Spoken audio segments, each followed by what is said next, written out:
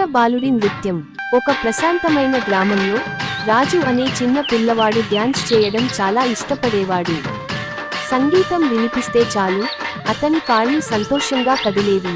అతను పొలాల్లో, నది వద్ద, గ్రామ చౌరస్తాలో కూడా నాట్యం చేసేవాడు. ఒకరోజు గ్రామంలో ఒక పెద్ద పండుగ జరిగింది. అందులో రాజు కూడా నాట్యం చేయాలని ఆశపడ్డాడు.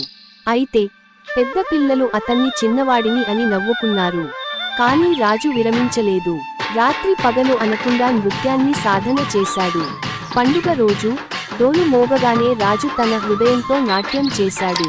అతని కదలికలు ఉత్సాహంతో నిండిపోయాయి. అతని ప్రతిభను చూసి గ్రామస్తులు ఉల్లాసంగా కేరింతలు కొట్టారు.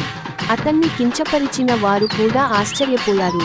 ఆ రోజు రాజు తన అభిరుచిని, ధైర్యాన్ని, నమ్మకాన్ని చూపించి అందరి మనసును గెలుచుకున్నాడు. మరిన్ని వీడియోస్ చూడాలంటే like, share, subscribe and comment చేయండి. Thank you.